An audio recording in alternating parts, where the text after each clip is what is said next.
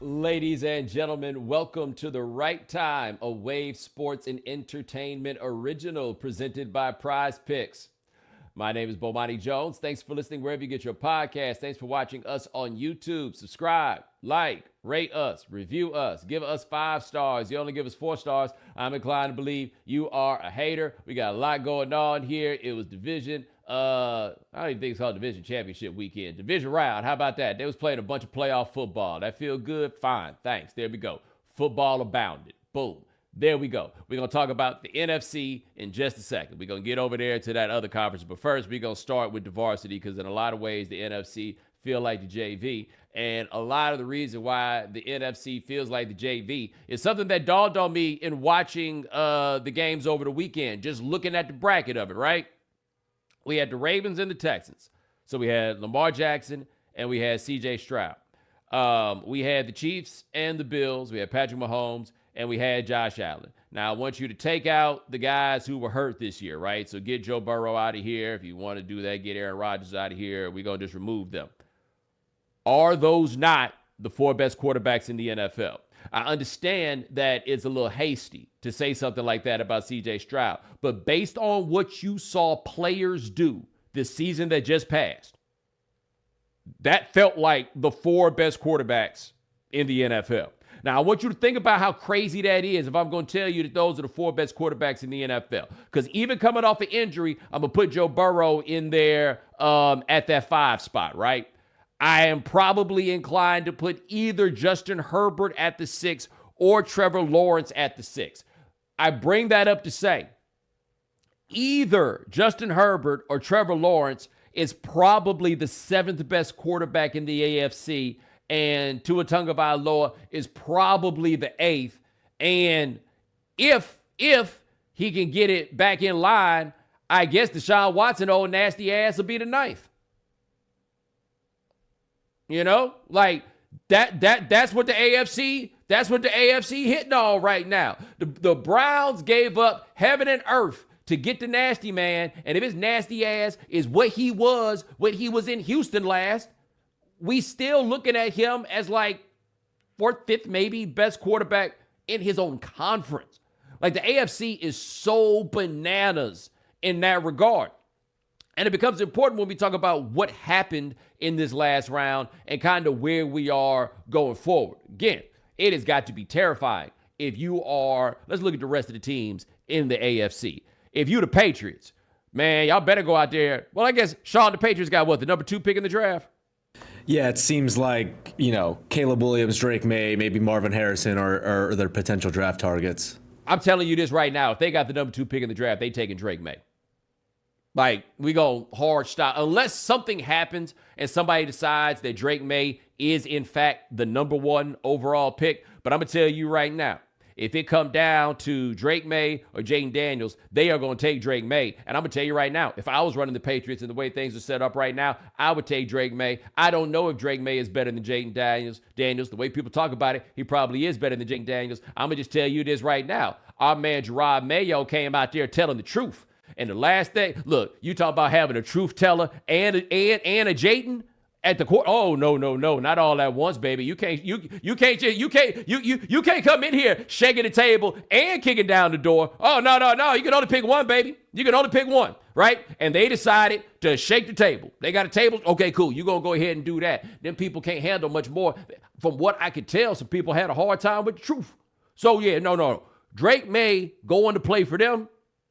You can about write that down. All right. You can take that one there. And you better hope, like, what's reasonable for you to expect or reasonable for you to hope for when you start talking about what it's going to take to really compete with the teams at the top of the AFC. Like, that's what this weekend had to tell you. You had 4 excellent quarterbacks. I'm going to slow up on saying great because great can mean a lot of things that are kind of historical, and that's not really what I'm going for here.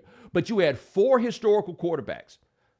All of them played somewhere between reasonably well and very well, right? That's what this league looks like, was what was going on in the AFC. Now, start with what's going on in Baltimore, and it was interesting because I remembered that our guy Dominique Foxworth was at the game, and I was just thinking, damn, he seemed cold, and I had a question to ask him, but I thought it would be a bit of a jerk move for me to ask him to take his phone out of his pocket, but I figured that's a personal choice. He ain't got no problem ignoring my texts other times. You know what I'm saying? So, hey, if it's that crucial, you just go out there and keep on doing what you're doing. So I hit him up, and at first he was saying he thought Lamar looked a little nervous, like he wasn't making them throws. And then he came back the next day, and he watched that all 22, and he was like, nah, he wasn't, them dudes just wasn't open. He was excellent in that game. He was dropping back, composed. At every turn, he just looked like I could do whatever I want at any given point in time. And as much as they dialed up the weaponry that he's got there, Sean, you tell me if I'm tripping here, but let's not be dishonest here. That dude, Isaiah, is it lively or likely? I can't remember which adverb it is. Isaiah Likely, their backup tight end. Yep. Got it. I mean, he's the starting tight end right now, right? Sure Mark is. Andrews is still out of there. And look, this is the thing that's got to terrify you if Andrews somehow manages to come back. To me, I don't think there could be anything more difficult for a defense to game plan against than a team that has two big, excellent receiving tight ends. And they seem to have some form of that. That was what the Patriots made that transition to when they had Gronk and, you know what I'm talking about? Should I say the name? Yeah. Aaron Hernandez. You know what I'm talking about? No, yeah. You good. Shout out to whoever that was in the background that couldn't figure out what the joke was. He was like, oh, Bomani, I'll tell you his name. I know. I'm very aware. You know what I'm saying? It's just it's awkward. But anyway, when you got a setup like that, it gets a little terrifying. But look, they got Zay Flowers, and Zay Flowers was an upgrade. They got Odell, but Odell went from being having ironically old man's name to where, he's about the age of an Odell at this point, right? He probably smell like an Odell at this point. You know what I'm saying? Smell like something burning, not like a fire, but burning like a balm, like a liniment. In fact, that's probably an Odell call it liniment. Now, that's kind of how he would see things. But anyway, they got dudes that are good. I would say that they got some dudes that are approaching very good. But the reason they here is employee number 8, right? That is the reason why they are there. And he looked like the sort of dude where you could say, hey, jump on my back. And that's the thing about all 4 of these dudes that I'm talking about in this division round of the AFC. It's a bunch of dudes where it's yo, jump on my back. Everybody's there primarily because they jumped on the back of their guy. That's what's going on with the Texans. Because I tried to make that point the other day. Sean, I'll tell you about this. I tried to make the point. I was like, name 7 Houston Texans, right? And people kept coming back. Well, I know 7 of them because I play fantasy football. And I'm like, wow, you should be proud of yourself for that, okay? Right? How many fucking fantasy football teams do you have where 7 Houston Texans? How many leagues are you in? You know what I'm saying? You wonder why that woman can't stand you. But anyway, I didn't know who none of them dudes was. As you was watching that game, who any of them dudes was? No, especially with Tank Dell hurt and out for the year. And people talk about Nico Collins all the time, but outside of that, it was kind of CJ Stroud's throwing at people. Yeah, let me look up this Nico Collins because I saw him in the last game, and I swore I ain't never heard of that dude not one day in my life when I had seen him. By the way, Dominique. Oh, I didn't know that Nico was a short for Dominique, or I guess it can be. I ain't know that. Let me see we got anything about this guy because he went to Michigan. I had no idea. Oh, he went to Michigan when they wasn't that good or something like that. Oh, okay. That sounded about right. You know what I'm saying? I ain't know. Look, man, I'm just saying I knew who Tunsil was. I knew who Stroud was. And Stroud appears to be that dude. We'll see what happens next year, but I don't feel like he that dude in a regressive sort of way. But they're jumping on their backs. By the way, the Ravens, and we'll talk more about this as the week goes on, the Ravens put up what I would consider to be an all-time great regular season, and we just don't talk about it in those terms. And they had those 3 games that they lost this year that they 100% should not have lost, right? That game against the Browns, that one against the Steelers that I still can't figure out how they lost, that one against the Colts. They were dangerously close to being an undefeated type of outfit this year. And I know somebody's going to say, well, they lost 4 games. Yeah, but the last was the one where they didn't play nobody, right? You pull your starters type of guy. This is an excellent team that they've got here. This is probably the best team in the history of that franchise. If you want to call it the 96 on history, fine. If you want to take it back to the like Otto Graham history, if you wanted to, I think you might have an argument there. Like, this is it. And Lamar, ain't no story, ain't no excuse, whatever it is. They got to get this done. Sean, you remember when we said coming into this game where me and Nick were talking about this with Lamar, and it was just kind of like, hey, man, ain't no excuses.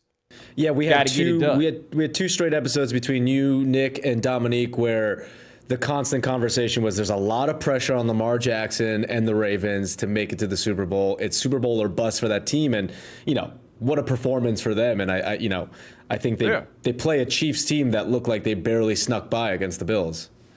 But this is the thing about Lamar is that this is year 8, 9, 0, 1, 2, 3. This is year 6, all right? I think it is preposterous to expect for a quarterback team, whatever it is, just to be like, you should have won a Super Bowl by year 6. I just feel like I've watched enough guys, I've watched enough teams. That's just too much to ask outside of outlier type of situations. I also agree with the idea that you can't just assume that one day it's going to happen, right? Dan Marino thought one day it was going to happen and it never came back around. Or you get guys that get in there all those times. You just can't assume that it's going to be there. But with Lamar, it had been enough to go down with him, like in terms of individual performance, that you could not necessarily assume that he could/would get it done. There are some players that when they get to the postseason, things change and they're just not as good. The top example of this, no matter how it worked out on the back end, is Peyton Manning. Peyton Manning as a postseason quarterback just wasn't as good. There's a number of reasons. Guys that played against them will tell you one of them is that they never changed up what they did on offense, like going into the postseason. Everybody else throws in new wrinkles. They were like, yo, if we just execute as we're supposed to, we're going to be fine, right? Those 3-4 defenses used to give Peyton Manning hell because they coming up with something new and he giving them that same old thing, right? But you go look at the years when Peyton Manning won, his postseason performances were not great. His defenses rose to the occasion. It happened there, but he was a guy that wasn't as good a player when the postseason came around. It was fair to ask the question as to whether or not Lamar Jackson is one of those dudes. And at least after that one round, it doesn't look like it. It does not, right? But I'm just telling you this right now. His postseason resume now basically looks the same as Josh Allen's, if you are using team success as the metric. And most of you guys do use team success as the metric. If you're using team success as the metric, right now with Lamar Jackson going to an AFC championship game, he's riding out the same way that Josh Allen did. Josh Allen got there in that 2020 COVID season, but he got there nonetheless. Like that's where we are now with him.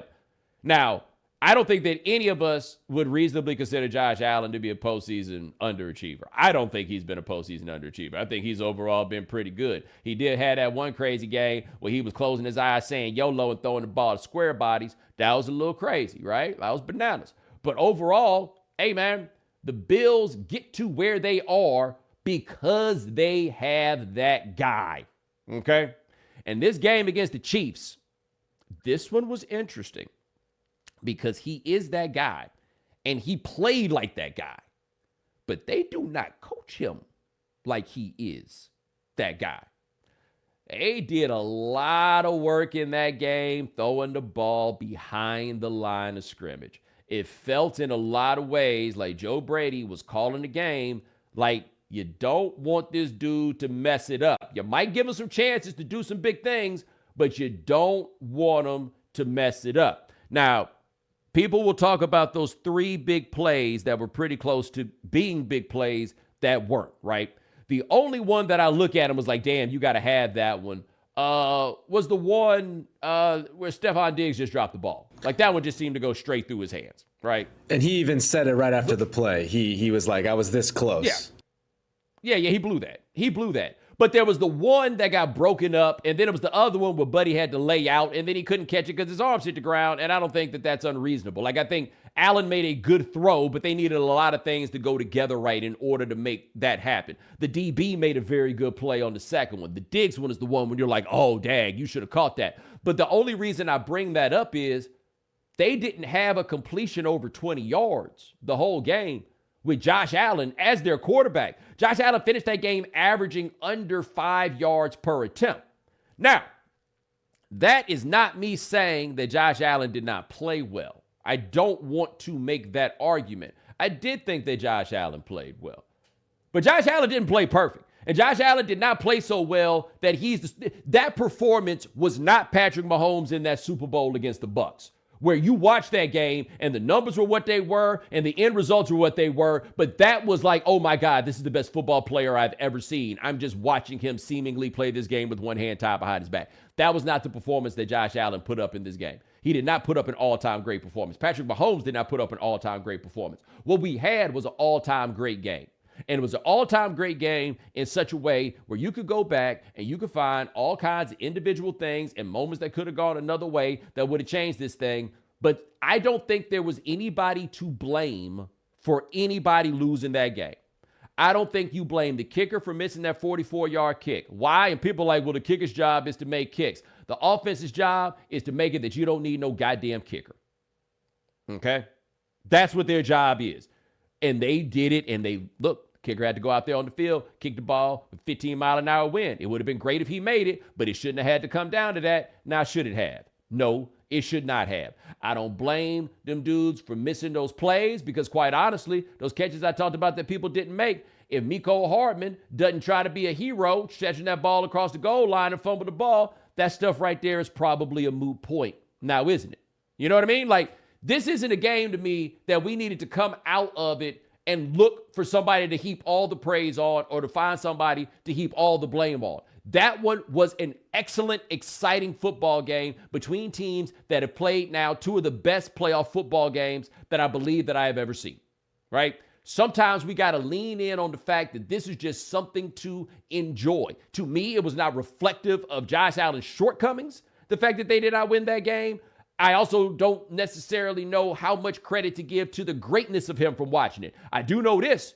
While watching it, I knew I was watching a boss. Like, he is a boss. I ain't trying to say he's not. I knew I was watching a boss in that game. And it was so clear that the way Buffalo was doing this was just like, hey, man, we got you. That's the best thing we got going. So we gonna need you to be better than the thing they got going on the other side. And he did the best that he could. And a lot of it involved him running the ball. And a lot of it was him looking like just making throws that it just doesn't seem like a human being should be able to make. But here's the problem. That dude on the other side, that's Jordan. Okay? That was Jordan. And Jordan was out there playing with a bunch of dudes that got 4 feet. That's right. They got 4 feet. They got feet where feet's supposed to be, and they got feet where hands is supposed to be. They out here with 4 feet.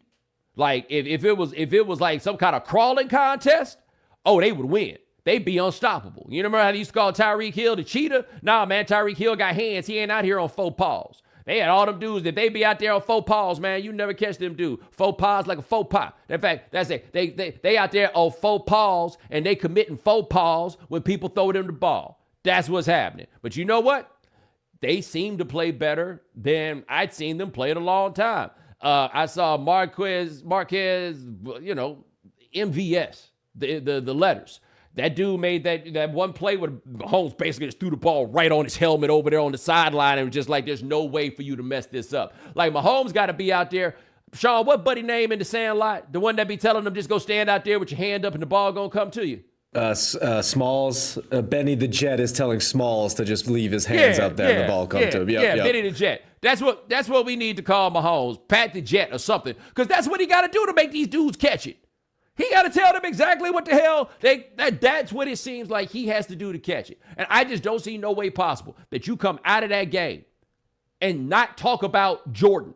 Dude, in Mahomes' time there in Kansas City, that team is 13-3 in the playoffs, okay? One of those games was a Super Bowl. The other 2 games went to overtime, all right?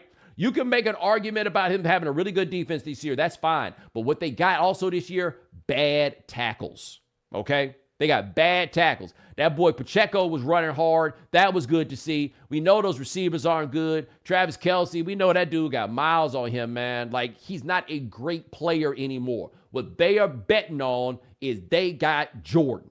And that game was a matchup of two teams saying, hey, we just going to ride our quarterback as far as our quarterback can take us. And one of those quarterbacks is a little bit better built to last than the other one. And that's no insult to the other one.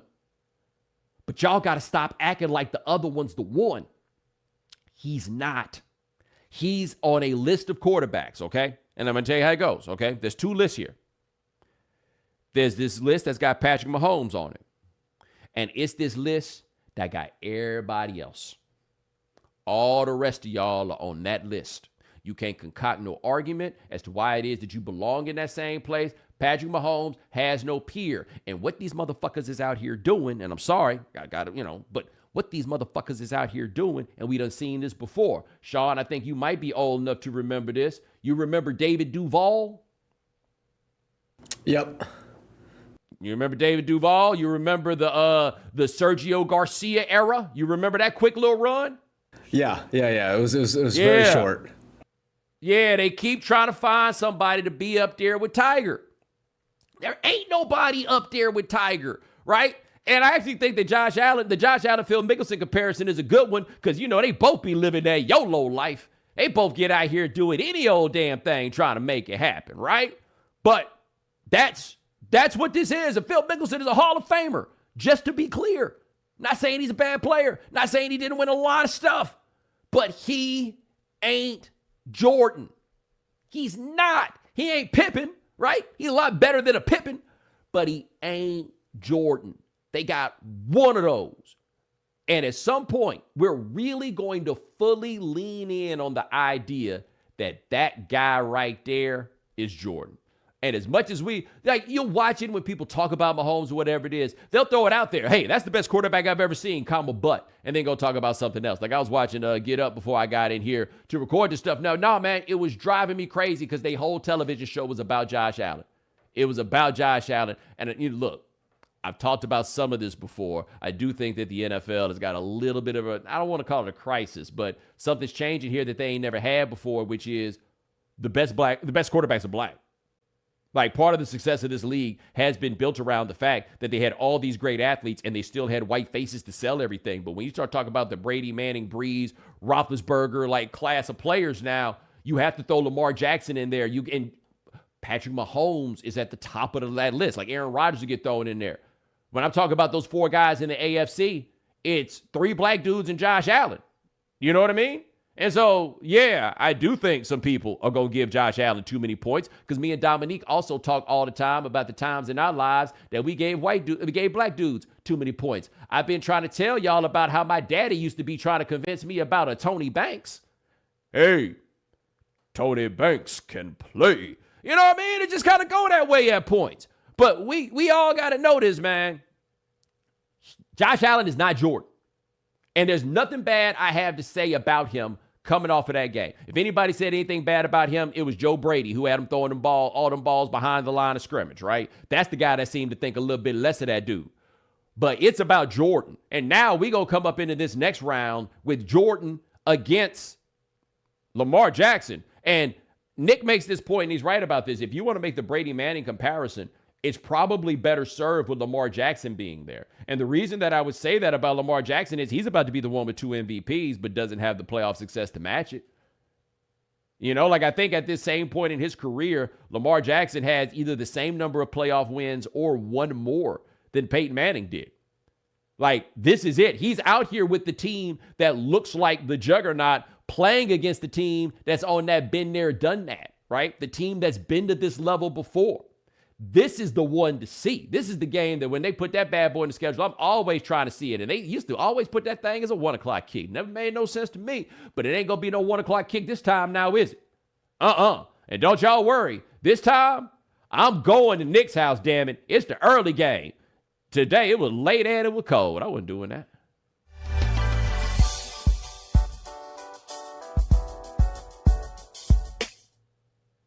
Hey, man, I want to send a shout out to Latrice. Latrice was a flight attendant on my flight from LA to New York. And she looked at me and she said to me at some point, I watch you. Are the Lions going to win the Super Bowl? And I just told her, I hope so. I couldn't tell her they would because, I mean, I don't be lying to people. But, like, I was on the I hope so kick. But I'm like, there we go. I was seeing the good vibes off of the Lions fans, man. Sean, you notice how emotional it's been every time the Lions done won one of these? Every Dan Campbell post-game locker room presser, I tear up and I want to run through a brick wall. Dog, they so happy. I ain't know it was that many white people still in Detroit. I thought they all left. You know what? We've been wrong. We've been wrong to these white folks. It is entirely possible these white folks are like, look, I can't take this Lions heartbreak. I'm not coming back till they good again. And then they just rolled out, and then the Lions got back good, and they back, man. It's about to be a revival up in there. That's all it was. They was just waiting on the Lions to get back, man. They looked like they wanted to cry and hug each other. And I'm gonna be honest, I personally didn't know it was so many Lions fans. I did not. And this is not, to me, one of them situations where you feel like people be lying about something and then they pop up just to be bandwagon fans. It honestly just never came up for a number of reasons. One, like, you don't be meeting that many people from Detroit in your travels. Well, as a black person, I do, but white folks, I don't know, right? Like, I don't know where y'all be going to see each other, whatever, but you only meet with so many people from Detroit in their travels. Vinny, my closest friend from Detroit, and he bailed out after the Barry Sanders thing. And I'm going to be honest with you. The Lions, I'm 45 years old, and the Lions been sorry since before my parents met. Well before my parents met. I don't even know where to begin, right? They just been all time sort of sorry, and I had never really given thought to the fact that the Lions had a bunch of hard-suffering fans. Like, the Cubs, we always think about them in the context of their hard-suffering fans. The Browns, we think about them in the context of their hard-suffering fans, when in fact, Browns fans, I don't know if it's fair to call them hard-suffering because they be fighting. You know what I'm saying? Like I feel like they be venting that. They vent their frustration. I don't know what Cubs fans did to get over the pain. We know what Browns fans did, man. You remember that clip that one time they lost one of them games and this dude straight up ripped off his whole sweater and everything, like Hulkamania style. He was a real American in that motherfucker, man. Just and I mean, there wasn't no cut in it just to prepare him. I just couldn't imagine like all that frustration. Somebody go to Cleveland right now and open the plant back up. Get that dude something to do, because if he ain't have that shirt, I don't know what it was going to be. But anyway, there's so like even Buffalo. We think about Buffalo in the context of their hard-suffering fans. We never think about Detroit in the context of their hard-suffering fans. I don't really understand what that is, right? But that's the case, and they kept showing all these games, and the people be in the crowd, and they look so emotional, and they look so happy, and they look like they've been waiting on this for so long, and it's really been wonderful and beautiful to see. And so those of us who've been supporting the Lions since the very beginning, like me, no. Sean, I have been supporting the Lions from the very beginning, because this is what I'm trying to say. This is what I'm trying to say. Watch how I freak it. Okay. I've been with the Lions since the very beginning because I am sure Lions fans, they just acting like that other stuff never happened. You know what I'm saying? Why would they hold on to those memories of the bad old days? Why would they do that? No. Day one was the first day that it looked like Dan Campbell might have it under control. That's what day one is. And those of y'all who go back with us on the right time know that last year I jumped on board with the Lions because I decided I wanted to have a team. There was a brief moment I was thinking about getting down with the Jets because I felt like they had a bit of a feel-good story, and I understood if y'all was worried about me because I was talking about smoking Jets. You know what I'm saying? But no, I ain't do that. But I got on this Detroit Rock City. You know what I'm saying? Like, I got on that rock, and it's been good for me, man. I've enjoyed it. I feel like they have a lot of likable characters, likable players. And so, yeah, we're not even worried about we ain't even worried about back in the day. Like, I'm about to say something right now, and it ain't even gonna mean nothing to Lions fans, because you ain't worried about what happened before. I'm gonna get up here and I'm gonna be like, Jay Leno can kiss my ass. And that ain't gonna mean nothing to Lions fans. They don't even know what I'm talking about. when I say that. You know, they ain't never heard of it. It's like it's like a BC AD, you know, before Christ, after the, you know, Dan Campbell revelation, starting afresh. I'm with you, but I'm with you, Bo. There we go. So me and all the day ones was watching the Lions, and we was enjoying it. And by the way, they look good. There's that other part. Like, they still look like they was going to find a way to blow it. They look good. And am I going to do it? I think I'm going to do it. You ready? The Lions are going to the Super Bowl. That's right. We'll clip it off. We got to change the name of the Super Bowl. It ain't going to be the Super Bowl. It's going to be the Gator Bowl. That's what we need to be talking about. It's going to be the Gator Bowl. Is that name already taken? I hope not, because it's the Gator Bowl. The Gator Bowl in Las Vegas. Pink Stink Gators, my Detroit players. That's right. I feel like there's skepticism in the booth, fellas.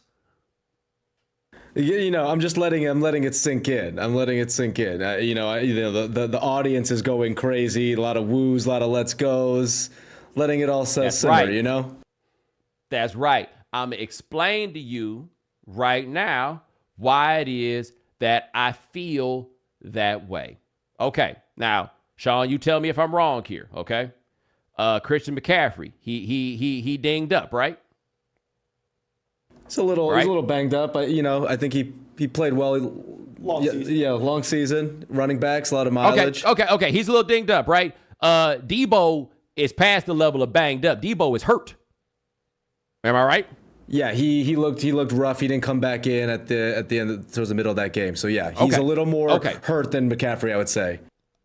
Debo is hurt. Brock Purdy didn't look so great. We'd all agree there?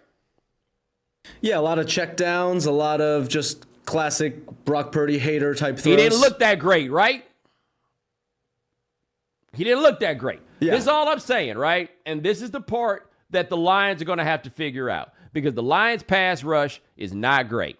So what they got to figure out is how to bring a little heat on Brock Purdy, because if the heat comes, good things will happen on the other side. Right? I feel very confident in saying that. What Brock Purdy seems to be, and I've seen some guys talk about this online, and it is very interesting. It is the Kyle Shanahan guys, the Sean McVay guys are very similar, where these guys have a system where they're basically operating. It's not terribly different than the idea of the Bill Walsh system, though, which is Steve Spurrier, another guy. If you just do what I tell you to do, you'll be just fine.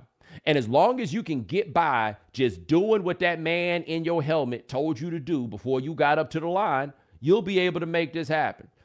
But that ain't really how this works. Now, is it? And that's not really how it worked in that game against Green Bay. And we saw, look, Green Bay should have won that game, right? They had that chance and they blew it early. Now, never mind Jordan Love deciding to do a Brett Favre tribute at the end of the game. I don't know what the hell that was, right? Like, you just, I mean, you got to remember when Brett Favre did that exact throw, by the way, that exact throw, when he did that, he didn't even play for the Packers. He was playing for the Vikings. But anyway, those first two drives, they had it there to put it away, and the 49ers would not have been able to come back, because they could barely come back from this little lead they had to come back from in this one. They not built for coming back. They had the chance, and they did not do it. The 49ers defense, that secondary, it does not look great. They're not guaranteed to get heat on you on the other side. Now, the Lions are going to be banged up on their interior line because a couple of their chubby guys got hurt in the last game, right? You know, in the middle chubby guys,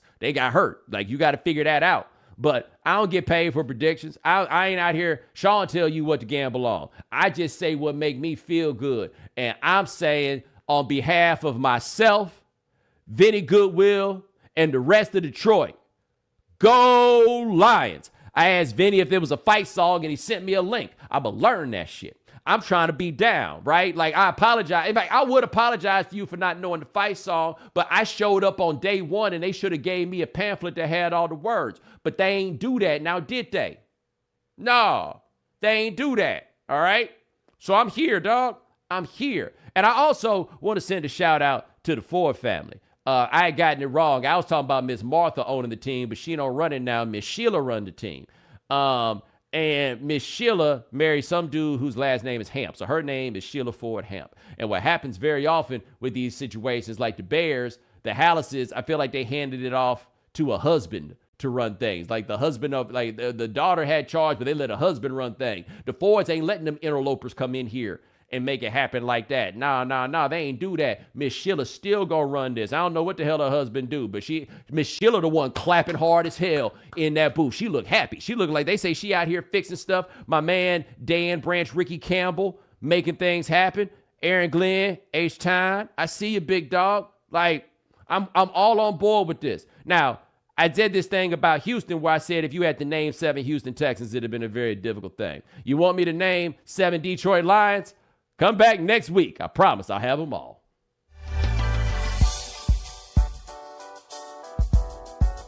Prize Picks is the most fun you can have by winning up to 25 times your money this football season.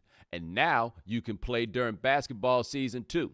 You just select 2 or more players, pick more or less on their projected stats, and place your entry. And with the NBA back, you can now pick combo projections across football and basketball from the Specials League, a league created specifically for combo projections that includes 2 or more players from different sports or leagues. Prize Picks is really simple to play. You can make your picks and submit your entry in less than 60 seconds. And if you stick around for the end of the show, you'll get to hear some picks from our producer, Sean, that can either help you win or make you fail miserably. So make sure you go to prizepicks.com/Bomani and use code Bomani for a first deposit match up to $100. That's prizepicks.com/Bomani. Prize Picks, daily fantasy sports made easy. This episode is brought to you by BetterHelp. It's a new year, which means it's time for everyone's New Year's resolutions. We tend to get obsessed with how to change ourselves instead of just expanding on what we're already doing right. This year, let's stop the new year, new you talk and focus on things we want to keep the same in 2024. Whether you found a consistent workout routine, a healthier diet plan, or decided to read more, let's continue the things we did well last year into the new year. Therapy helps you find your strengths so you can ditch the extreme resolutions and make changes that really stick. It's helpful for learning positive coping skills and how to set boundaries. It empowers you to be the best version of yourself. It isn't just for those who've experienced major trauma. If you're thinking of starting therapy, give BetterHelp a try. It's entirely online, designed to be convenient, flexible, and suited to your schedule. Celebrate the progress you've already made. Visit BetterHelp.com/Bomani today to get 10% off your first month. That's BetterHelp, HELP.com/Bomani. We know you can't be on top of all the news and information of the day. No need for the social media feeds. We got you. Now, if you haven't heard. Hey, I got people asking me if this would be the blackest Super Bowl ever. Eli asked that question. If we had Baltimore and Detroit in the Super Bowl. And I got to think about that a little bit more. But, I mean, it definitely sounds like a contender. That's pretty high on the list, folks. That's pretty high on the list. But, Sean, where are we starting on if you haven't heard? All right, we got an article about the death of the pizza delivery driver. Graph, and I'm the Southern Bureau Chief for Axios and an author and freelance writer for several other publications. Before all that, though, back in the 1990s, I was a pizza delivery driver. This week I wrote about that experience and how it compares with today's DoorDash world for The Atlantic. Pizza-only delivery drivers are a dying breed. Pizza Hut franchises in California recently said they're going to lay off more than 1,000 delivery drivers. Something like 2/3 of all restaurant delivery in the U.S. happens on DoorDash alone. But back in the 1990s, when I was coming up, pizza delivery was central to American culture. Trends were an assessment of the country's moods and interests. Domino's reported a surge in sales, for instance, during O.J. Simpson's infamous low-speed chase in '94. Delivery drivers were key supporting characters in Home Alone, Fast Times at Ridgemont High, E.T. In my rural community of Southern Maryland, we pizza delivery drivers felt like royalty with that jewel of a Domino's sign on our crowns. I got out of at least one speeding ticket because of that sign. We didn't have GPS, just a paper map in the shop. Elderly people would leave Post-it notes on the door to come inside and drop it off on the table. Less trusting folks would meet you at the end of their driveways. Now I live in Charlotte with my wife and 2 young boys. Our porch is a checkout counter for everything: Pampers, dish soap, Indian food, chicken sandwiches, you name it. I feel bad each time we participate. Food delivery is kind of depressing now. Customers overpay for the convenience because of steep fees, which doesn't exactly compel them to be more generous with tips, which are basically the driver's only form of income. Restaurants pay 15 to 30% of every delivery to a faceless tech company.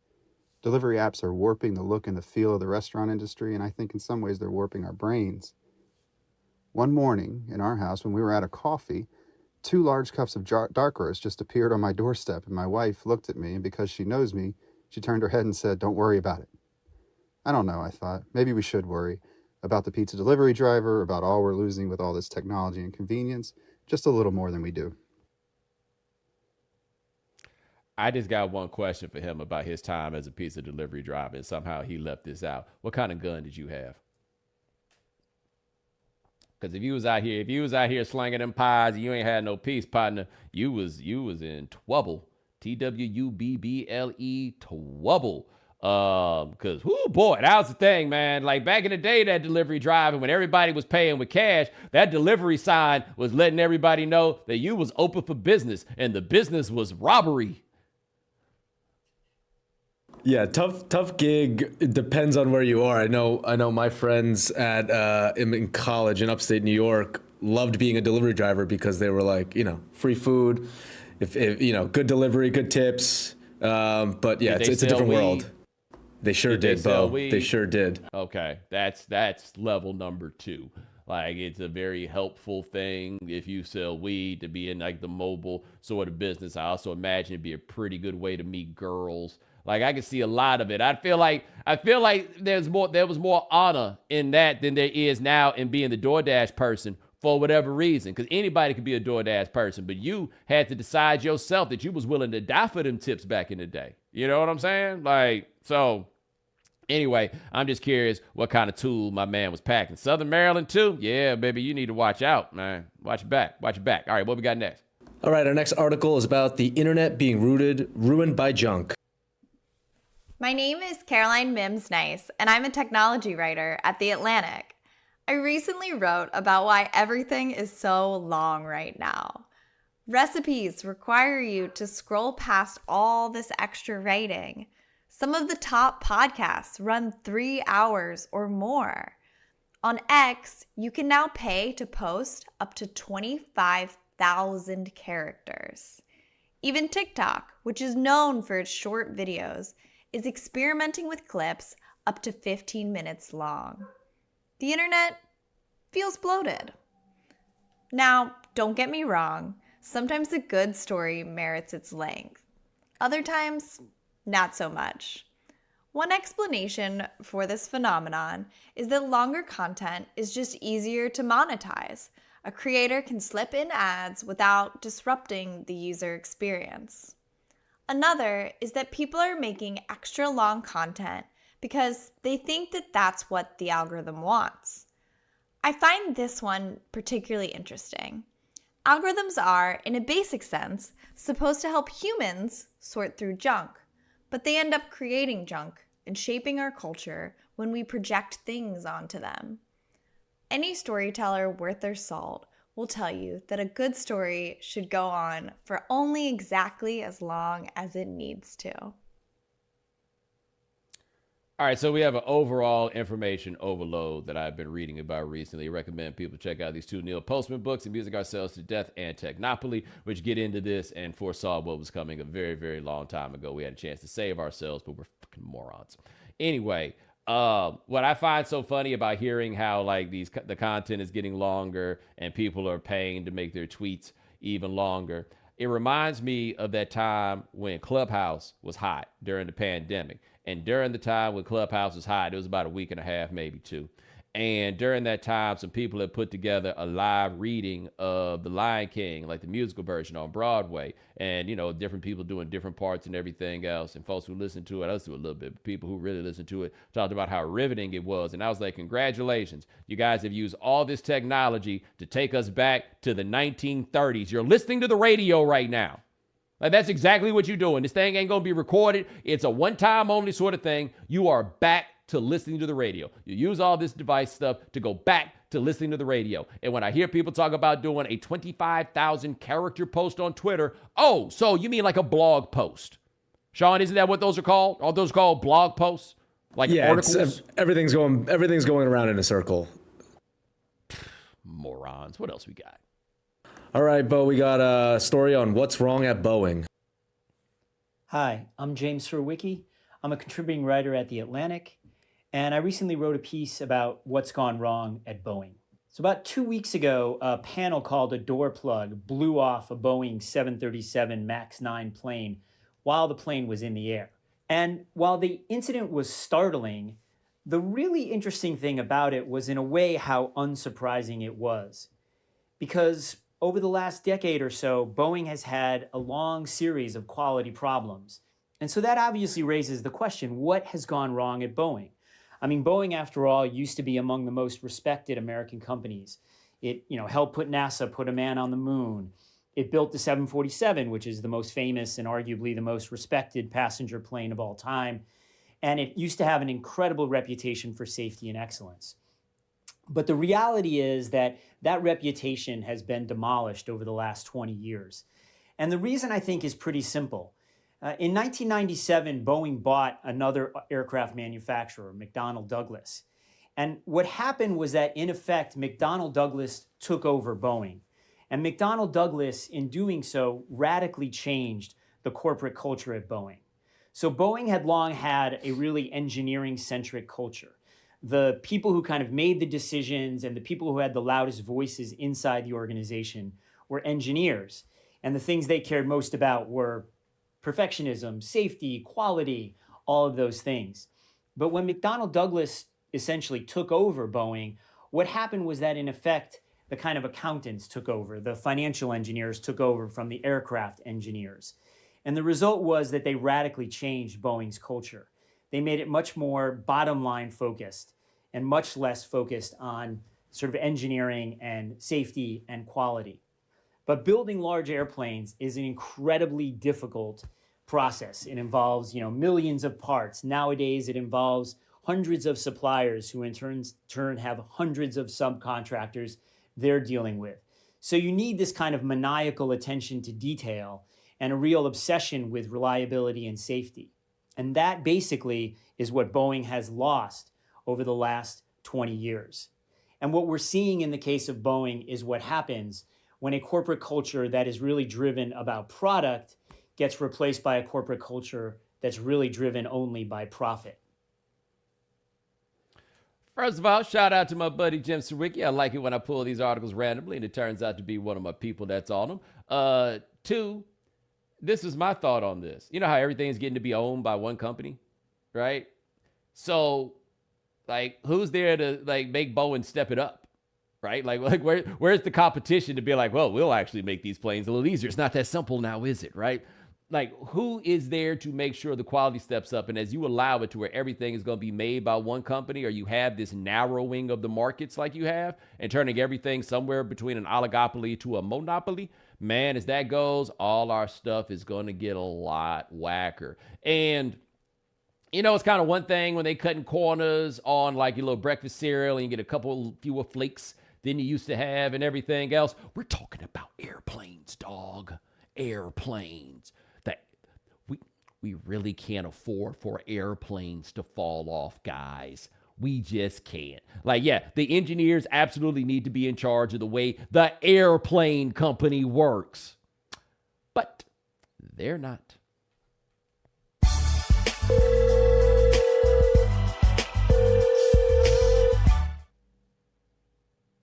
All right, Bo, it was a great prompt this week. A lot of great submissions on a time you had a run-in with a pro athlete growing up. Here is the first one that I think you'd really appreciate.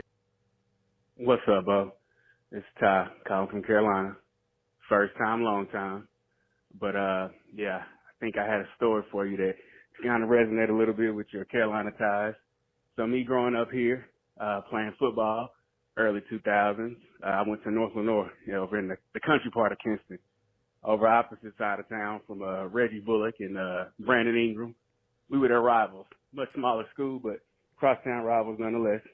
So it was my senior year playing football. we were matched up against the Panthers from Tarboro, and nobody else other than Mr. North Carolina himself, Sean Drawn, at running back. So me being the cocky, confident high schooler I was, ain't nobody worried about Sean Drawn. He can come out here to Wheat Swamp where we play and get demolished like the rest of them. Long story short, had that happen, I wouldn't be making this voicemail call. So Friday night gets here.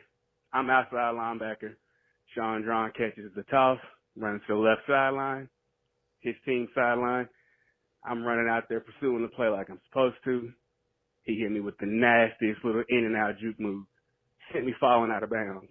At which point I'm positive that him and the rest of his teammates took time to point at me on the ground while he was en route to a little 50-yard touchdown. So yeah, 15 years later, my friends still don't let me live that one down. But yeah, that's my story about a time where I got matched up against a soon-to-be pro, Mr. Sean Drawn himself. Appreciate you both. Keep doing what you're doing, big dog. I love you, man. Yo, appreciate it. Number one, I didn't know Kinston had parts. Number two, when you said Tarboro, I was afraid that it was Ty Gurley who did it to you. I think you were lucky it was just Sean Drawn. And damn, Sean Drawn was pointing the finger at you, and the whole squad was just pointing the finger at you. That do sound demoralizing. You know, a lifetime of memories right there, though, you know, at the end of the day. Yeah, I guess that is certainly one way to look at it. The problem is, I know who Sean Drawn is. It's a little tough to tell this story. You got to explain to people, all right, so he played in North Carolina, and then he had a cup of coffee in the NFL. All right, you're like, oh, damn. Like, at least you can get done to you by all pro. But who we got next? All right, we got an NBA player that a person had a run-in with. Hey, this is Joshua from Chicago. So I play high school basketball. I was in the same conference as Derrick Rose. That story is a little bit, low-hanging fruit, so I won't tell that one. But we played Iman Shumpert, and so he went to this school called Oak Park. So he's playing in this tournament or whatever. We had back-to-back games. Our second of the back-to-back was against Oak Park, and obviously everybody know that Iman seemed like somebody that's probably going to be going to the NBA one day. So we we in the game, probably tired from it being a back-to-back or whatever. So at the half we up like 3. I'm like, oh, okay, he ain't all that. Kind of see he good, but he seemed a little overrated. Second half start, they pass him in the ball coming down. This man pulls up from half court, banks it in. When I tell you, like, the whole entire gym was just quiet. It wasn't even like no, like, dang. It was just like, wait, what? I guess he could do that. And then maybe like, I don't know, a couple times down, tried to 2-hand windmill our center. And when I saw that, I was like, oh, okay, I get it now. I wasn't aware, but I'm aware now. So, but yeah, that's my story. Love the show. Hope you guys have a good one. He tried to 2-hand windmill against our center. Could you give him the phone number? That's who I want to hear from. Yeah, I'm sure the center has some stories of getting yammed on in high school. Yeah, like otherwise you just got hooped up. Like that happens every day. A 2-hand windmill? Woo! I tell you this about Shumpert. It was so difficult for me to tell when Shumpert was at Georgia Tech how good of a player he was, because I would only see him when he would play against Carolina, and I think Carolina offered him a scholarship but said he wouldn't start, and buddy, he clearly took that personally. He would light their asses up every single time. I don't know if Georgia Tech would win, but he would get his. All right, Bo, last one on a very famous athlete. Y'all would ask this question while I have a cold, but I've been waiting on this one, so the story must be told. This is Joey from Jersey. To cut straight to the point, I grew up with Shaq, and that's not the crazy part. I'm talking 84, 85, Billflecken, Germany, which puts me at 9, 10 years old, tall for my age, albeit narrow, the struggle Bo. My brother is 2 years older than me, a little bit taller than average, more muscular, and quite obviously I never measured Shaq, but my stepfather was 6'4" and 240 pounds, and Shaq, while only a year or two older than my brother, wasn't much smaller. So we're kids, we're outside, we play. Sometimes it's basketball. The crazy part is my brother used to bust Shaq's ass on the regular. I remember one particular day, it's just the three of us playing 21. I get knocked out early, skunk rule, and I'm standing there watching my brother and him go at it. And it occurred to me, even back then, I better get good at soccer, rugby, track, volleyball, or something, because I was never going to be that dude on the basketball court. To this day, I'm 6'5", always been athletic, and have never taken basketball serious because Shaquille O'Neal and my brother Charles ruined my hoop dreams at a young age. Thanks, guys. Also, neither one of y'all could see me on the mic, but that's it. Bye. What the fuck was that? Neither one of y'all can see me on the mic. Buddy, I'm rich. What are you talking about? Like, what is this? Like, this whole thing, your story wasn't even a story about the actual story. You expect me to believe that your brother be giving it. What's your brother's name? That's what I need, because I can't understand how it is that I don't know his name. And he just been out here doing it to Shaq. And what's your name, Mr. I can't see you on the mic? What do they call you? A lot of questions for a lot of people. In all fairness, I think he meant that Shaq and his brother couldn't see him on the mic versus you, but still a weird way to end the call. Oh, and in that case, okay, talk your shit. But there's still a lot going, like I got a lot more questions. Some things ain't for me to understand. Ladies and gentlemen, thanks so much for joining us here on The Right Time. But before we go, Sean, the people need prize picks. They sure do. I'm taking Victor Wembanyama, 21.5 points. I'll go more there. Joel Embiid, 53.5 points, rebounds, and assists. I'll go more. And Scotty Barnes, 2.5 blocks and steals. I'll take more there for my prize picks of the week. All right, and there we go. Ladies and gentlemen, thanks so much for joining us here on The Right Time, a Wave Sports and Entertainment original presented by Prize Picks. That's Sean Yu. He handles everything behind the scenes. Thank you, sir. Also, thank you to our If You Haven't Heard contributors. Thanks to Michael Graff of The Atlantic. Check out his story on why you'll miss the pizza delivery driver. Thanks to Jim Serwicki of The Atlantic. Also, check out his story on what's gone wrong at Boeing. And thanks to Caroline Nice. Check out her story of The Atlantic, by the way. Check out her story about the internet being ruined by bloated junk. Remember, follow The Right Time. Subscribe, like, rate us, review us, give us 5 stars. You only give us 4 stars, I'm inclined to believe you are a hater. And we'll talk to you guys in a couple of days. Take it easy.